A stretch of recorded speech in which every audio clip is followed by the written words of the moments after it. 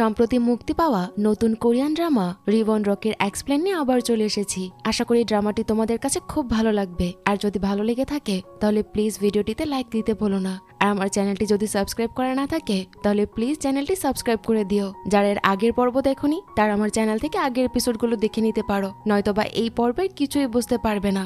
আর আগের এপিসোডের লিঙ্ক আমি ডেসক্রিপশন বক্সে দিয়ে দিয়েছি, সেখান থেকে চেক করে নিতে পারো। তো গত পর্বের শেষে আমরা দেখেছিলাম যে চয়েস গ্রুপের শেয়ার হোল্ডারদের মিটিং এ কোম্পানির সচিব চেয়ারম্যান কাং এর একটি চিঠি পড়ে শোনায়। সেই চিঠি অনুযায়ী উত্তরাধিকারী সম্পর্কে চেয়ারম্যানের সকল উইল বাতিল করা হয়েছে। আর এখন থেকে যোগ্য যে কেউ উত্তরাধিকারী বা পরবর্তী চেয়ারম্যান হওয়ার দৌড়ে অংশগ্রহণ করতে পারবে।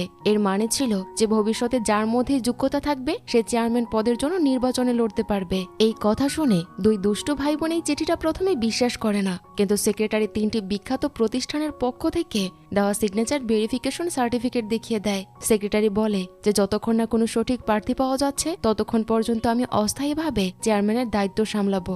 এখান থেকে শুরু হয় ড্রামাটির পরের পর্ব। মিটিং এর মধ্যে হঠাৎ হং সেখানে পৌঁছে যায় আর বলে যে সেও চেয়ারম্যান হওয়ার দৌড়ে সামিল হতে চায়। চেয়ারম্যান কাং ভালোভাবে জানতো যে তার দুই সন্তান খুবই লোভী, তাই যা কিছু সে তাদের দিয়েছিল তা ধীরে ধীরে তাদের থেকে সে ফেরত নিতে চায়। সে মনে মনে বলে যে এখন শুধু নিজের বাবার রাগের অপেক্ষা করো তোমরা, আর দেখো যে পরে কি হতে চলেছে। তোমরা আমার দুই অযোগ্য সন্তান। শেয়ার হোল্ডারদের মিটিং এ হং এর হঠাৎ এন্ট্রি দেখে সবাই একেবারে অবাক হয়ে যায়। ইনভেস্টররা খোলাখুলি তাকে নিয়ে মজা করতে শুরু করে। তার ব্যাকগ্রাউন্ড দেখে কারো মনে হয় না যে সে চেয়ারম্যান হতে পারবে। লোকেদের কাছে এই স্বপ্নটা ততটাই অসম্ভব মনে হয় যতটা আকাশ থেকে তারা ছোঁয়ার মতো ছিল। চেয়ারম্যানের ছোট ছেলে রাগের মাথায় হং এর কলার ধরে ফেলে আর জানতে চায় যে তার এত সাহস কিভাবে হয়েছে। কিন্তু হং তার কথা একদম শান্ত থাকে আর বলে যে সে নিজেও জানে না যে সবকিছু কি হচ্ছে। হয়তো দুর্ঘটনার পর তার ব্যবহার এখনো পুরোপুরি নর্মাল হয়নি। তখন সে সিদ্ধান্ত নেয় যে হংকে কোম্পানি থেকে বের করে দেওয়া উচিত। তার মতে এমন মানুষ কোম্পানির জন্য টাইম বোমার মতো হবে। কিন্তু হং জবাব দেয় যে যদি তাকে বের করে দেওয়া হয় তবে এক রাতে চয়েস গ্রুপের সম্মান ধুলোয় মিশে যাবে, কারণ লোকে বলবে যে কোম্পানির একজন নির্দোষ মানুষের উপর জুলুম করা হয়েছে। সাথে সে ইঙ্গিত দেয় যে ছোট ভাইয়ের অনেক গোপন রহস্য দুনিয়ার সামনে চলে আসবে। অন্যদিকে চেয়ারম্যানের বড় মেয়ে জিয়ানকে কোম্পানি ছাড়তে বাধ্য করার চেষ্টা করছিল। যখন শতকোটি ব্যবসার প্রশ্ন ওঠে তখন সৎ ভাই বোনের সম্পর্ক কোনো মানেই রাখে না। জিয়ান নিজেকে একদম সহজ সরল দেখানোর চেষ্টা করে। সে বলে যে তার খুব বেশি কিছুর দরকার নেই, আর যদি তাকে কোম্পানিতে একজন সাধারণ আইডল ইন্টার্ন হিসেবে থাকতে দেওয়া হয় তবে সে সেটাতেই সন্তুষ্ট থাকবে। সে এর থেকে আর বেশি কিছু চায় না। কিন্তু চালাক বড় বোন এত সহজে ভরসা করে না তার উপর। সে বলে যে যদি জিয়ান নিজের আনুগত্য প্রমাণ করতে চায় তবে তাকে গ্রুপের এলাকায় থাকা আর দামি জমি আর ইমারত ছাড়তে হবে। জিয়ানের বিরোধিতা করে, কারণ সেই সম্পত্তি তার বাবা তাকে উপহার হিসেবে দিয়েছিল। কিন্তু তার বড় বোন ক্রমাগত চাপের মুখে শেষ পর্যন্ত জিয়ান পিছু হটে যায়। সে বুঝতে পারে যে এখন ক্ষতি মেনে নিয়ে ভবিষ্যতে বড় খেলাটাই বুদ্ধিমানের কাজ হবে। বাধ্য হয়ে সে আনুষ্ঠানিকভাবে তার সমস্ত সম্পত্তি তার ভাই বোনদের নামে করে দেয়। জিয়নের বড় বোন মনে মনে প্রতিজ্ঞা করে যে সে তার বাবা আর তার সৎ মায়ের থেকে বদলা নিয়েই ছাড়বে। তার কথা অনুযায়ী তার মায়ের মৃত্যুর কিছু সময় পরেই তার বাবা আর বাড়ির কাজের মেয়ে একে অপরের কাছাকাছি চলে এসেছিল। আর কয়েক মাস পরে জিয়নের জন্ম হয়ে যায়। বড় বোনের পুরোপুরি বিশ্বাস যে তাদের দুজনের সম্পর্ক তার মা বেঁচে থাকতে শুরু হয়ে গিয়েছিল, অর্থাৎ জিয়নের মা আর তাদের বাবা একে অপরের সাথে পরকীয়া করত। পরে জিয়ন তার মাকে ফোন করে জানায় যে তার দুই ভাই বোন তাকে কোম্পানিতে থাকতে দিচ্ছে। তার মা এই কথা শুনে খুব খুশি হয়ে যায়। এই খবর শুনে তার মনে হতে থাকে যে তার স্বামীর প্রথম পক্ষের সন্তানরা খুব ভালো মনের মানুষ। কিন্তু যদি সে কখনো জানতে পারে যে তার মেয়ে মাত্র একটি সামান্য ইন্টার্নের চাকরির জন্য কোটি কোটি টাকার সম্পত্তি ছেড়ে দিয়েছে তবে হয়তো সেই শোকে স্তব্ধ হয়ে যেতে পারে। হং এই সবকিছু দেখছিল, কিন্তু সে একদমই বুঝতে পারছিল না যে জিয়ান আসলে কি করতে চাইছে। এরপর হং চুপিসারে জিয়ানের উপর নজর রাখা শুরু করে। সে জানতে পারে যে জিয়ান প্রায় ছোটখাটো কাজের অজুহাতে তার যমজ ভাই বোনের খোঁজ খবর নিত। একদিন সে ক্লিনারদের খাবার খাইয়ে সেই কেমিক্যাল ল্যাব সম্পর্কে তথ্য বের করে নেয়, যেখানে এই মুহূর্তে মেরামতের কাজ চলছিল।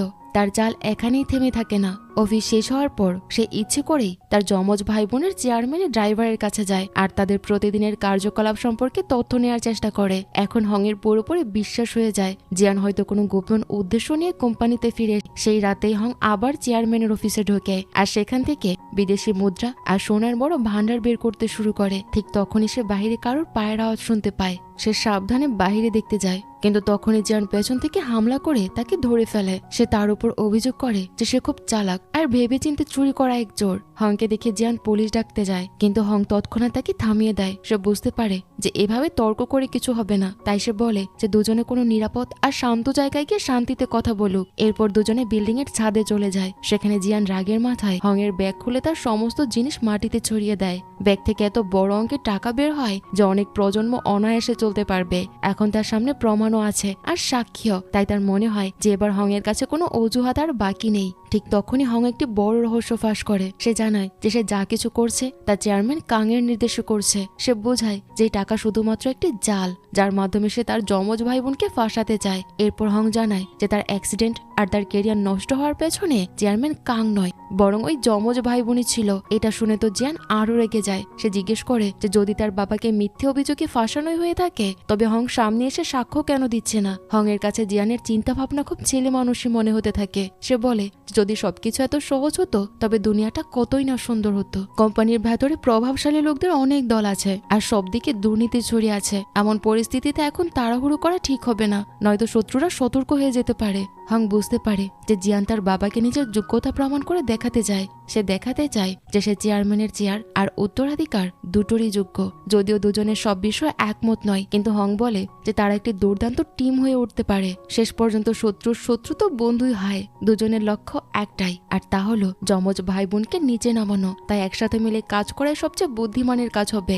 জিয়ানের তখন তার নিজের দুর্বল মায়ের কথা মনে পড়ে। সে বুঝতে পারে যে যদি তাকে তার পরিবারকে ওই লোকগুলোর হাত থেকে বাঁচাতে হয় তবে এখন তাকেই পদক্ষেপ নিতে হবে। সেই রাতে সে তার নিজের জিনিসপত্র প্যাক করে আর 10 বছর পর আবার তার পরিবারে ফিরে আসে। তার হঠাৎ ফিরে আসা দেখে বাড়ির সবাই একেবারে অবাক হয়ে যায়। তার যমজ ভাই বোনের মনে হয় যে জিয়ান খুব বেশি সাহস দেখাচ্ছে, কারণ সে কারো অনুমতি ছাড়াই আবার ফিরে এসেছে। পরের সিনে দেখা যায় যে দুই যমজ পরিবার চমৎকার ভোজের আনন্দ নেয়। অন্যদিকে জিয়ানের মায়ের সাথে কাজের মানুষের মতো আচরণ করা হচ্ছিল। তাকে খাবার টেবিলে বসতেও দেয়া হয় না। সে রান্নাঘরে দাঁড়িয়ে সবাইকে খাবার পরিবেশন করতে থাকে। তার সৎ ছেলে মেয়েরা খোলাখুলি তাকে নিয়ে মজা উড়াতে শুরু করে আর বলে যে তাদের সৎ মা আগেও শুধুমাত্র ঘরের চাকরানির মতোই ছিল। নিজের মাকে তার নিজের বাড়িতে অপমানিত হতে দেখে জিয়ানের হৃদয় ভেঙে যায়, কিন্তু সে কিছুই করতে পারছিল না আর শুধু দাঁড়িয়ে সব দেখতে থাকে। হয়তো প্রথমবার সে তার নিজের অসহায়ত্বের প্রতি এত ঘৃণা অনুভব করেছিল। তার মনে হয় যে সে তার সবচেয়ে কাছের মানুষদের রক্ষাই করতে পারছে না। কিছু সময় পর এই খবর পুরো দেশে ছড়িয়ে পড়ে যে এখন কোম্পানি চেয়ারম্যান পদের জন্য যে কেউ প্রার্থী হতে পারবে, কারণ চেয়ারম্যান অজ্ঞান হওয়ার আগে এই নির্দেশ জারি করেছিল। তাই বর্তমানে সেক্রেটারি লি কোম্পানির দায়িত্ব সামলাচ্ছে। সেক্রেটারি লি কথা দেয় যে চেয়ারম্যান কাং এর জ্ঞান ফেরার আগ পর্যন্ত সেই পদ আর কোম্পানির পূর্ণ শক্তি দিয়ে রক্ষা করবে। পরদিন হং সব সময়কার মতো অফিসে পৌঁছায়। লিফটে তার দেখা হয় জিয়ানের সাথে। জিয়ান পরিষ্কার বলে দেয় যে তার উপর এখনো তার পুরোপুরি ভরসা নেই আর সে ভবিষ্যতেও তার উপর নজর রাখবে। ঠিক সেই সময় দুজনে দেখতে পায় চেয়ারম্যানের ছেলে কাং দেন এক বিজনেস পার্টনারকে খুব উষ্ণতার সাথে স্বাগত জানাচ্ছে। এটা দেখে হং বলে যে এখন খেলা সত্যিই শুরু হয়ে গেছে। যখন তারা দুজন তাদের অফিসে পৌঁছায় তখন দেখে যে বাকি কর্মচারীরা আজ খুব তাড়াতাড়ি চলে এসেছে। কোম্পানিতে কাজ করা মানুষগুলো সবসময় কাজের চাপে পিষ্ট থাকে আর অবিরাম কঠোর পরিশ্রম করতে থাকে। ঠিক তখনই হং কোনো দ্বিধা ছাড়াই তার ফোন তুলে নেয় আর সেলস বিভাগকে ধমকাতে শুরু করে। সে তাদের উপর অভিযোগ তোলে যে তাদের কারণে তার টিমের কাজ আটকে আছে। তাকে দেখে মনে হচ্ছিল যেন এই কোম্পানির চেয়ারম্যান সে নিজেই, অথচ আসলে সে শুধুমাত্র একজন ইন্টার্ন। বিভাগের প্রধান তার এই সাহস দেখে একদম ঘাবড়ে যায়। সে ভাবতে শুরু করে যে নতুন ইন্টার্ন আসলে সবার সাথে শত্রুতা নিতে কেন উঠে পড়ে লেগেছে। কিছুক্ষণ পর সে হংকে একটি প্রাইভেট অফিসে নিয়ে গিয়ে প্রচন্ড বকাঝকা শুরু করে। সে জিজ্ঞেস করে যে একজন ইন্টার্নের বেতন পাওয়া ছেলে কেন বড় কর্মকর্তাদের মতো দায়িত্ব নিজের কাঁধে নিতে চাচ্ছে। কিন্তু তখনই দরজা খুলে যায় আর সেলস টিমের লিডার ভেতরে ঢুকে পড়ে। ভেতরে ঢুকে সে দ্রুত গতিতে কথা বলা শুরু করে আর বিভাগের কর্মী থেকে শুরু করে ম্যানেজমেন্ট পর্যন্ত সবার সমালোচনা করতে শুরু করে। যত কথা হচ্ছিল ডিপার্টমেন্ট হেড সবকিছু শুনে ফেলে। এটা শুনে তার ভেতরে রাগ আর তিক্ততা ভরে যায়। অন্যদিকে সেলস টিমের লিডার হাতে নাতে ধরা পড়ে যায় আর সে ভয়ে কাঁপতে থাকে। সে নিজের ভাগ্যের উপর ক্ষোভ রাগ করে। সে ভাবে যে আজ ম্যানেজমেন্টের সমালোচনা করার আগে নিজের রাশিফলটা তার দেখে নেওয়া উচিত ছিল। যখন ডিপার্টমেন্ট হেড হং এর তৈরি করা পুরো কৌশলটি দেখে তখন তার কাছে সেটা বেশ ভালো লাগে আর সব থেকে পারফেক্ট কাজ মনে হয়। তাই সে সিদ্ধান্ত নেয় যে সে এই প্ল্যানটি ডিরেক্টরের সামনে রাখবে, কিন্তু ডিরেক্টর প্ল্যানটি পড়ে শেষ করা মাত্রই সেটিকে পুরোপুরি ফালতু বলে দেয়। আসলে ডিরেক্টরের বক্তব্য থাকে যে এই প্ল্যানটা কাজ করবে না, কিন্তু আসল কারণ ছিল ভিন্ন। যদি এই প্ল্যান কাজ হয় তবে সে আর ভুল পথে টাকা কামানোর সুযোগ পাবে না। ঠিক তখনই হং সেখানে পৌঁছে যায় আর ডিরেক্টরের উপর চাপ সৃষ্টি করতে থাকে যাতে সে প্ল্যানটি অনুমোদন দেয়। সাথে সে ইশারা ইঙ্গিতে জানিয়ে দেয় যে তার পেছনে খোদ চেয়ারম্যানেরই সমর্থন রয়েছে। ডিরেক্টর আগে অনেক ভুল কাজ করে রেখেছিল, তার ভয় হয় যে হং হয়তো তার সব অপকর্ম ফাঁস করে দেবে, তাই বাধ্য হয়ে সে প্ল্যানটিতে অনুমোদন দিয়ে দেয় যাতে হং তার থেকে দূরে সরে যায়। অফিস থেকে বের হতেই ডিপার্টমেন্ট হেড অবাক হয়ে প্রায় অজ্ঞান হওয়ার উপক্রম হয়। তার জীবনে এমন রোমাঞ্চ সে আগে কখনো অনুভব করেনি। জিয়ান জানায় যে ডিপার্টমেন্ট হেড আগে খুব প্রতিভাবান মানুষ ছিল, কিন্তু অতীতে তাকে ফাঁসিয়ে তার ডিরেক্টরের পদ থেকে সরিয়ে দেওয়া হয়েছিল। এরপর ডিপার্টমেন্ট হেড হওয়ার পর সে অনেক ভীত হয়ে যায়। কিছুক্ষণ পর কেয়ার গিভার ঘাবড়ে গিয়ে হংকে ফোন করে। সে জানায় যে তার দাদি কোথাও হারিয়ে গেছে। কেয়ার গিভারের সন্দেহ হয় যে হয়তো সে গোপনে তার সাথে দেখা করতে বেরিয়ে গেছে, তাই সে হংকে বলে যে বাস টার্মিনালে গিয়ে যেন তাকে খুঁজে নেয়। হং সাথে সাথে আর দেরি না করে বাইরে বেরিয়ে আসে আর ট্যাক্সি থামানোর চেষ্টা করে, কিন্তু তার ভাগ্য এতটাই খারাপ যে সে একটা ট্যাক্সিও পাচ্ছিল না। তার দুর্দশা দেখে জিয়ান তার গাড়ি নিয়ে এগিয়ে আসে আর তাকে লিফট দেওয়ার প্রস্তাব দেয়। অন্যদিকে দেখা যায় যে কাংদেন তার সঙ্গীদের সাথে দেখা করছিল। সবাই এই কথা নিয়ে চিন্তিত যে যদি চেয়ারম্যানের শারীরিক অবস্থার কোনো পরিবর্তন আসে তবে তাদের সব প্ল্যান একেবারে বেস্তে যাবে, কারণ হাসপাতালে অচেতন অবস্থায় পড়ে থাকা সত্ত্বেও চেয়ারম্যান পুরো গ্রুপকে কন্ট্রোল করার ক্ষমতা রাখে। অন্যদিকে দেখা যায় যে অন্য একটি মিটিং এ কাংদেনের স্ত্রী তার বাবার সাথে দেখা করতে যায়। দুজনে মিলে চয়েস গ্রুপ দখল করার প্ল্যান করছিল। কিছুক্ষণ পর সেখানে কাংদেন চলে আসে। কাংদেনের স্ত্রী তাকে মিষ্টি মিষ্টি কথা বলে তার স্বামীকে বোঝায় যে কোনো মূল্যে তার বড় বোনের কাছ থেকে কোম্পানিটি ছিনিয়ে নেওয়া উচিত। সে তাকে ভরসা দেয় যে তার পরিবার আর শক্তিশালী তেহা গ্রুপ সবসময় তার পাশে দাঁড়িয়ে থাকবে আর তার ঢাল হয়ে থাকবে। অন্যদিকে দেখা যায় যে কাংদেনের বড় বোন কাংদে তার ছোট ভাইয়ের উপর নজর রাখার জন্য লোক নিয়োগ করে রেখেছে। যখন সে জানতে পারে যে তার ভাই তার স্ত্রীর পরিবারের পুরো সমর্থন পাচ্ছে তখন সেও পিছু হটে না। সে তার ডাক্তার স্বামীর ক্ষমতার ব্যবহার করার সিদ্ধান্ত নেয়। তার স্বামী একজন ডাক্তার আর একজন ডাক্তারের হাতেই কারো জীবন আর মৃত্যুর সিদ্ধান্ত হতে পারে, তাই তার পুরোপুরি বিশ্বাস থাকে যে তার বাবার অবস্থাকে সে খুব সহজেই নিজের স্বার্থের জন্য ব্যবহার করতে পারবে। এদিকে হং আর জিয়ান বাস টার্মিনালে পৌঁছায়। দুজনে সব জায়গায় খোঁজাখুঁজি করে, কিন্তু তার দাদির কোনো খোঁজ পাওয়া যায় না। সমস্যা এটাও যে তার কাছে তার দাদির কোনো ছবিও নেই। সৌভাগ্যবশত কিছু সময় পর একটি যুবক ছেলে দাদিকে নিয়ে তাদের কাছে আসে। দাদির ডিমেনশিয়া রোগ থাকায় সে তার নিজের নাতিকে চিনতে পারে না। তখনই হং এর কেয়ার গিভারের একটা কথা মনে পড়ে যায়। সে সেই ছেলেটির পরা ট্র্যাকস্যুটটি কেনার প্রস্তাব দেয়। তারপর দুর্গন্ধযুক্ত জ্যাকেটটি পরার সময় তার খুব বমি বমি ভাব হয়, কিন্তু সে নিজেকে সামলে নেয়। তার দাদি তাকে এই পোশাকগুলোতে দেখা মাত্রই তাকে তার নাতি বলে মেনে নেয়, কিন্তু হং এর কাছে দাদির এই ভালোবাসা দেখানো একটু অদ্ভুত লাগে। আসলে এই শৈলের ভেতরে 70 বছরের বেশি বয়সী এক মানুষের আত্মা রয়েছে। একজন বয়স্ক মহিলার তাকে জড়িয়ে ধরা আর আদর করা তাকে খুব অস্বস্তিকর বোধ করছিল, কারণ চেয়ারম্যান কাংয়ের পছন্দ সবসময় তরুণীরাই ছিল আর নিজের বয়সী নারীদের প্রতি তার কোনো আগ্রহ নেই। এরপর হং তার দাদিকে হাসপাতালে নিয়ে যায়। এদিকে জিয়ান এই সুযোগ কাজে লাগিয়ে তার বাবার সাথে দেখা করতে যায়। হং আগেই চেয়ারম্যান কাংয়ের হাসপাতালের কামরায় লুকানো ক্যামেরা লাগিয়ে রেখেছিল। সে এক নার্সকে টাকা ভর্তি ব্যাগ দেয় আর তাকে বলে যে চেয়ারম্যান কাং আর তার দাদি দুজনেরই যেন বিশেষ খেয়াল রাখা হয়। পরদিন ডিপার্টমেন্ট হেডের টিম পুরো প্রস্তুতি নিয়ে বের হয়। আজ তাদের মিশন হয় গুদামে রাখা মালপত্রের পরীক্ষা করা, কিন্তু সেখানে পৌঁছানো মাত্রই কিছু লোক তাদের পথ আটকায়। যখন কথা কাটাকাটিতে কোনো সমাধান হয় না তখন দুই দলের মধ্যে প্রচন্ড মারামারি শুরু হয়ে যায়। টিমের কিছু লোক গুন্ডাদের আটকানোর কাজে লেগে যায় যাতে 4 জন ভেতরে ঢুকে তদন্ত করতে পারে। তখন একজন গুন্ডা কোনো মতে পালিয়ে যায় আর দ্রুত ডিরেক্টর সঙ্গে ফোন করে সব খবর দিয়ে দেয়। অন্যদিকে হং আর জিয়ান আগে থেকে লুকিয়ে বসেছিল। তারা সঠিক মুহূর্তের অপেক্ষায় ছিল যাতে ডিরেক্টর সং বের হওয়ার সাথে সাথেই তারা তার পিছু নিতে পারে। পিছু নিতে নিতে তারা জানতে পারে ডিরেক্টর সং সরাসরি তাইহা গ্রুপের চেয়ারম্যান নায়ের ব্যক্তিগত বাড়িতে পৌঁছেছে।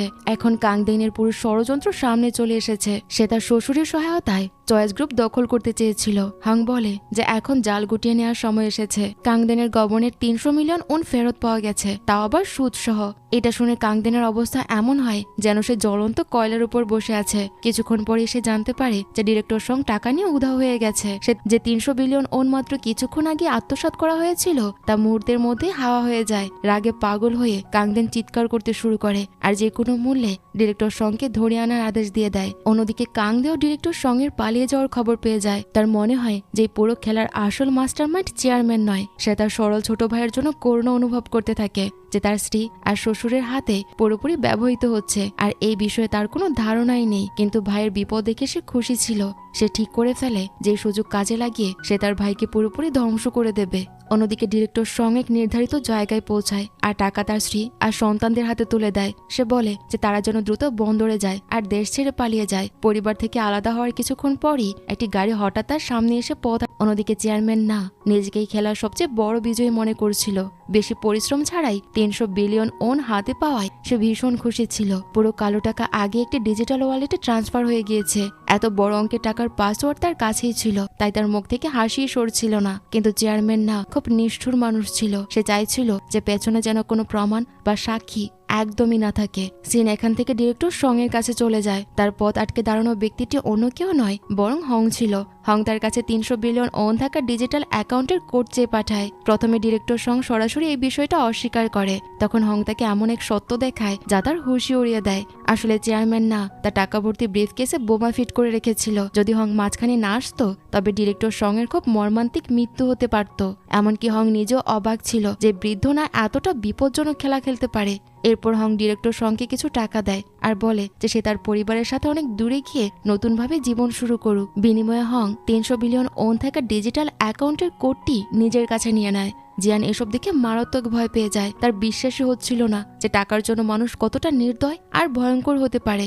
এখন জিয়ানের ধীরে ধীরে হংয়ের দুর্দান্ত যোগ্যতার উপর ভরসা হতে শুরু করে। সে বলে যে সে সামনের দিনগুলোতে তার সাথে মিলে কাজ করতে প্রস্তুত। মজার ছলে সে আরো বলে যে এখন থেকে ভাত সে নিজে খাবে আর কিছুটা খিচুড়ি হংকে সে দিয়ে দেবে। তার কথা শুনে হং বলে যে তাদের মিলে কঠোর পরিশ্রম করতে হবে যাতে চেয়ারম্যান কাং আবার তার পুরো বাণিজ্যিক সাম্রাজ্য ফিরে পেতে পারে, যা এই মুহূর্তে তার যমজ 2 ছেলে মেয়ের দখলে আছে। অন্যদিকে চেয়ারম্যান না যখন ডিজিটাল অ্যাকাউন্টে লগ ইন করতে পৌঁছায় তখন সে ভেতরে ঢুকতেই পারছিল না। তখনই সে বুঝতে পারে যে ডিরেক্টর সং তাকে ধোকা দিয়েছে। এই কথা জানা মাত্রই বৃদ্ধ না রাগে একদম অগ্নিশর্মা হয়ে ওঠে। অ্যাসিস্ট্যান্ট জানায় যে দুর্ঘটনার জায়গায় ডিরেক্টর সঙ্গে লাশ পাওয়া যায়নি, তবে তারা আগেই তাদের লোকজন সেখানে পাঠিয়ে দিয়েছিল যাতে পরে কোনো সমস্যা না হয়। এটা শুনে চেয়ারম্যান না তার লোকদের আদেশ দেয় যে দ্রুত খুঁজে বের করো যে কে ছিল যে ডিরেক্টর সঙ্গে তার বিরুদ্ধে যেতে পরিচিত করেছে। পরদিন সবাই সব সময়কার মতো অফিসে পৌঁছে যায়। ডিরেক্টরও বিভাগে আসে আর সবার ভূয়সী প্রশংসা করতে শুরু করে সে। তারপর সে জিজ্ঞেস করে যে হং কোথায়, কারণ তাকে অফিসে দেখা যাচ্ছিল না। এটা শুনে ডিপার্টমেন্ট হেডকে মিথ্যে বলতে হয়। সে বলে যে হং ওয়াশরুমে গেছে। ডিরেক্টর বলে যে মিশনের সাফল্যের জন্য সে সবাইকে ডিনার করাবে। সে চলে যাওয়ার পর ডিপার্টমেন্ট হেড সাথে সাথে হংকে ফোন করে। আসলে হং সেদিন ছুটি নিয়েছিল আর একটি হোটেলের বাথটাবে বিশ্রাম নিচ্ছিল। ডিপার্টমেন্ট হেড জানায় যে ডিরেক্টর একটি সেলিব্রেশন ডিনারের আয়োজন করেছে আর সবার সেখানে উপস্থিত থাকা জরুরি। হং এর একদমই সেখানে যেতে মন চাইছিল না, কিন্তু বাধ্য হয়ে তাকে সেখানে যেতে হয়। ওই ডিরেক্টর তার কৃপণতার জন্য বেশ পরিচিত ছিল। মুখে বলতো যে সে সবাই যা খুশি তা খাও, কিন্তু টাকা খরচ করার সময় তার প্রাণ যেন বেরিয়ে যাচ্ছিল। দামি আর স্বাস্থ্যকর বিফের পরিবর্তে সে সবাইকে শুধু শূকরের মাংস অর্ডার করতে বাধ্য করে যাতে খরচ কিছুটা কম হয়। খাওয়ার সময় সে ক্রমাগত জিয়ানকে এদিক ওদিকের কাজ বলতে থাকে। কখনো বিয়ার ঢালতে বলছে তো কখনো সবাইকে বিনোদন দিতে বলছে। জিয়ানের আগে এমন ছোটখাটো কাজ করা অভ্যাস হয়ে গিয়েছিল, তাই সে কোনো অভিযোগ করে না। কিন্তু এসব দেখে হং এর খুব খারাপ লাগছিল। হং এর শরীরে থাকা চেয়ারম্যান কাং এর আত্মা তার সবচেয়ে ছোট মেয়েকে এভাবে অন্যদের হাতে বিরক্ত হতে দেখে সে খুবই দুঃখ পায়। যে মেয়েকে সে খুব ভালোবাসতো আর যাকে কখনো বকতেও পারতো না, আজ সেই কিনা একজন চাকরের মতো এই জঘন্য ডিরেক্টরের আদেশ মানছে। রাগের মাথায় হং সেই দুমুখ ডিরেক্টরকে চ্যালেঞ্জ ছুড়ে দেয়। সে বলে যে তাদের দুজনের মধ্যে একটি বাজি হবে আর সেটা হলো মদ খাওয়ার। যদি হং হেরে যায় তবে সবাইকে ডিরেক্টরের সাথে পরের পার্টিগুলোতে যেতে হবে, কিন্তু যদি ডিরেক্টর হেরে যায় তবে আজকের পর থেকে সে এমন ভুয়া সেলিব্রেশন পার্টি আর কখনো রাখবে না। কর্মচারীদের যদি পুরস্কার দিতেই হয় তবে লোক দেখানো না করে সরাসরি ক্যাশ টাকা দিয়ে দেবে। এমনিতেও চেয়ারম্যান কাং এর একটি বিশেষ গুণ ছিল, মদ খাওয়ার ক্ষেত্রে তাকে কেউ কখনো হারাতে পারতো না। পৃথিবীতে এমন কোনো মানুষ এখনো জন্মায়নি যে তার সমান পাল্লা দিতে পারে। আগেও প্রতিবার ডিরেক্টর চেয়ারম্যান কাং এর কাছে শোচনীয় ভাবে হেরেছিল, আর এইবারও কিছু আলাদা হয় না। অল্প কিছুক্ষণের মধ্যেই ডিরেক্টর পুরোপুরি মাতাল হয়ে হয়ে পড়ে যায়, অথচ হং পুরোপুরি হুঁশে ছিল। এটা দেখে সবাই অনেক খুশি হয়, কারণ হং এর কারণে তারা এই গোপন নির্যাতন থেকে মুক্তি পেয়েছে। দয়ালু জিয়ানের পক্ষে তার পুরোপুরি মাতাল ডিপার্টমেন্ট হেডকে রাস্তার ধারে ফেলে যাওয়া সম্ভব হয় না। সে বলে যে সে তাকে বাড়ি পৌঁছে দেবে, কিন্তু হং সেই দায়িত্ব নিজে নিয়ে নেয়। শেষ পর্যন্ত জিয়ান যেহেতু একজন মেয়ে, তার পক্ষে এই কাজটা করা সহজ ছিল না। পরদিন সকালে ডিপার্টমেন্ট হেডের যখন জ্ঞান ফিরে, তখন সে হোটেলের প্রেসিডেন্সিয়াল সুইটে ছিল। একজন সাধারণ আর দরিদ্র মানুষ হওয়ার কারণে সে তার জীবনে কখনো এত বিলাসিতা দেখেনি। সে সবচেয়ে বেশি অবাক হয় যখন দেখে যে সেখানে হংও আছে। মিস্টার বেকের মনে হয় যে হং চেয়ারম্যান কাং এর কাছ থেকে পাওয়া ক্ষতিপূরণের টাকা খুব বাজেভাবে উড়িয়ে দিচ্ছে। তার মতে এটি এমন এক ছেলের আচরণ যার দুনিয়া সম্পর্কে এখনো কোনো ধারণা নেই। মিস্টার বেক হংকে বোঝায় যে জীবন এখনো অনেক লম্বা আর ভবিষ্যতে অনেক কাজে টাকার প্রয়োজন পড়বে। তরুণদের সঞ্চয় করতে শেখা উচিত, যাতে বৃদ্ধ বয়সে আরামে থাকা যায়। তারপর সে হংকে তার সাথে তার ভাড়ার বাসায় থাকার প্রস্তাব দেয়। দুজনে অর্ধেক অর্ধেক ভাড়া দিয়ে থাকবে, কিন্তু হং চোখের পলক না ফেলে একটা বড় মিথ্যে বলে দেয়। সে বলে যে সে চেয়ারম্যান কাং এর সবচেয়ে ছোট ছেলে, সেই ছেলে যাকে চেয়ারম্যান কাং সবসময় লুকিয়ে নিরাপত্তা দিত। এখন যখন চেয়ারম্যান কাং এর সাথে অ্যাক্সিডেন্ট ঘটেছে, তখন সে কোম্পানিতে ফিরেছে। তার উদ্দেশ্য একটাই, সেই মানুষটিকে খুঁজে বের করা যে চেয়ারম্যান কাং এর ক্ষতি করেছে। হং মিস্টার বেকের পুরনো কেস নিয়েও কথা বলে। সেই সময় যমজ ভাই বোন অনেক সমস্যা তৈরি করেছিল, আর মিস্টার বেককে জোর করে দোষ স্বীকার করতে বাধ্য করে। চেয়ারম্যান কাং জানতো যে মিস্টার বেককে ফাঁসানো হয়েছে, তাই তার ভেতরে খুব অপরাধবোধ কাজ করত। কিন্তু যমজদের রক্ষা করার জন্য সে তখন কিছু করতে পারেনি, আর মিস্টার বেককে ক্ষতির সম্মুখীন হতে হয়। হং বলে যে সে তার বাবার অনুরোধ গ্রহণ করেছে। ভবিষ্যতে সে মিস্টার বেকের খেয়াল রাখবে আর তাকে ক্ষতিপূরণও দেবে। বিনিময়ে মিস্টার বেককে হং এর সাথে মিলে যমজদের পতনের মিশনে সাহায্য করতে হবে। এরপর হং মিস্টার বেককে অত্যন্ত দামি ব্র্যান্ডের পোশাক পরিয়ে দেয়। দেখে মনে হচ্ছিল যেন টাকা খরচ করা তার কাছে কোনো ব্যাপারই না। হং মিস্টার বেককে তার সুপার কারও চালাতে দেয়, যাতে সে তাকে অফিসে নিয়ে যেতে পারে। মিস্টার বেকের হঠাৎ মনে হয় যে হং কতটা শক্তিশালী আর প্রভাবশালী, যেন সেই সমস্ত সম্পদেরই মালিক। যখন তারা কোম্পানিতে পৌঁছায়, মিস্টার বেক দ্রুত গাড়ি থেকে নেমে হং এর জন্য দরজা খুলে দেয়। তারই সম্মান আর বসের মতো আচরণ জিয়ান দেখে ফেলে। সে দ্রুত এসে হংকে জিজ্ঞেস করে যে মিস্টার বেক হং এর সাথে এমনটা কেন করেছে। মিস্টার বেক প্রায় মুখ ফসকে বলেই ফেলে যে হং আসলে চেয়ারম্যান কাং এর অবৈধ সন্তান, কিন্তু হং সময় মতো তার মুখ চেপে ধরে যাতে জিয়ানের সামনে এই কথা প্রকাশ না হয়ে যায়। অন্যদিকে ডিরেক্টর সং এর দুর্ঘটনার তদন্ত পুলিশ করছিল। পুলিশ কোম্পানিতে এসে কাংদেনের কাছ থেকে জবানবন্দি নেয়। জিয়ান তার ভাই বোনদের দেখে দ্রুত আড়ালে চলে যায়, কারণ সে আগে কথা দিয়েছিল যে সে তাদের থেকে দূরে থাকবে। কাংদেনকে যখন পুলিশ জিজ্ঞাসাবাদ করে, তখন তাকে বেশ অস্বস্তিতে দেখাচ্ছিল। হয়তো অপরাধবোধ তাকে ভেতর থেকে কুড়ে কুড়ে খাচ্ছিল, তাই সে খুব উদ্বিগ্ন ছিল। সমস্যা এখানেই শেষ হয় না। ডিরেক্টর সং এর সেক্রেটারি হঠাৎ নিখোঁজ হয়ে যায়, তাই লি বোর্ড মিটিং ডাকে। শেয়ার হোল্ডাররা ক্রমাগত কাংদেনকে ডিরেক্টর সং এর নিখোঁজ হওয়া নিয়ে প্রশ্ন করতে শুরু করে। কাংদেন পরিস্থিতি সামাল দেওয়ার চেষ্টা করে বলে যে ডিরেক্টর সং আগেই নিজে থেকে পদত্যাগপত্র জমা দিয়েছিল, কিন্তু তার বড় বোন কথাটি আর এগোতে দেয় না। সে সবার সামনে সত্যিটা বলে দেয় যে ডিরেক্টর সংকে তার ছোট ভাই ছাঁটাই করেছে। সবার সামনে এত অপদস্থ হওয়ায় তার ছোট ভাই খুব রেগে যায়। সে ডিরেক্টর সং এর প্রতি আরো বেশি ঘৃণা করতে শুরু করে, কারণ তার মনে হচ্ছিল যে সে তাকে ধোঁকা দিয়েছে। এখন সে মারাত্মকভাবে ফেঁসে যায়, তার টাকাও যায়, আর দোষও তার ঘাড়েই পড়ে। কাংদে তার তুরুপের দাস বের করে, আর সেটা হলো সিরেন ব্যাটারি প্রজেক্ট। তার ছোট ভাই ভালোভাবেই জানতো যে এটি এক ধরনের প্রতারণা, যেখানে পাবলিক ফান্ড অপব্যবহার করে টাকা সরানোর প্ল্যান করা হচ্ছে। কাংদিন যখন রাগের মাথায় তার অফিসে ফিরে, তখন তার স্ত্রী আগে থেকে তার জন্য অপেক্ষা করছিল। সে চেয়ারম্যান নায়ের আদেশে এসেছে যাতে জানতে পারে যে কাংদেন নিজে ডিরেক্টর সং এর পেছনে মাস্টারমাইন্ড কিনা। অন্যদিকে হং অ্যানশিয়ান সিপোর্ট প্রজেক্টের বিস্তারিত দেখছিল। এই প্রজেক্টটি খুব বড় আর লাভজনক ছিল। সে জানতো যে তার যমজ ছেলে মেয়ে এই সুযোগ হাতছাড়া করবে না। হং এর প্ল্যান ছিল যে এই প্রজেক্টকে ব্যবহার করে সে দুই যমজের মধ্যে আরো বেশি সংঘাত সৃষ্টি। এরপর হং তার বড় মেয়ের সাথে দেখা করে ব্যবসায়িক অংশীদারিত্বের কথা বলে। সে কথা দেয় যে সে হংদেনকে নামিয়ে সাহায্য করবে। এরপর হং জিয়ানকেও সাথে নেয় আর ডিপার্টমেন্ট হেডকে কাজে লাগিয়ে দেয়। সবশেষে হং কাংদেনের নাম ব্যবহার করে অ্যানশিয়েন্ট প্রজেক্টের অ্যাসিস্ট্যান্টের সাথে মিটিং ঠিক করে ফেলে। তাদের কাছে মিটিং এর জায়গায় পৌঁছানোর জন্য মাত্র 1 ঘন্টা সময় ছিল। হং জিয়ানকে শান্ত থাকতে বলে, আর তারপর সে গাড়ির অ্যাক্সিলেটর চেপে পুরো গতিতে গাড়ি চালিয়ে দেয়। দুজনে একটি ক্যাফেতে পৌঁছায়, যেখানে তাদের মিটিং ছিল প্রাদেশিক গভর্নরের সেক্রেটারির সাথে। মেয়রের নির্বাচন খুব কাছে ছিল, তাই সবকিছু খুব সংবেদনশীল ছিল। সেক্রেটারি খুব সতর্কতার সাথে কাজ করে। সে হং আর জিয়ান দুজনের পরিচয় ভালোভাবেই যাচাই করে। গভর্নরের নির্বাচন জেতার জন্য অনেক টাকার প্রয়োজন ছিল, কারণ কিছুটা ফান্ডিং থাকলে কাজ সহজ হয়ে যায়। এরপর সেক্রেটারি তাদের প্ল্যান জানাতে বলে। যদি প্ল্যানটি সঠিক মনে হয় আর তাদের উদ্দেশ্য ঠিক থাকে, তবে তারা একসাথে কাজ করতে পারে। তখন জিয়ান প্রস্তাব দেয় যে গাঙ্গন প্রজেক্টটি যেন বড় যমজ বোনকে দেওয়া হয়। চয়েস গ্রুপও শীঘ্রই গাঙ্গনে আসার কথা ছিল।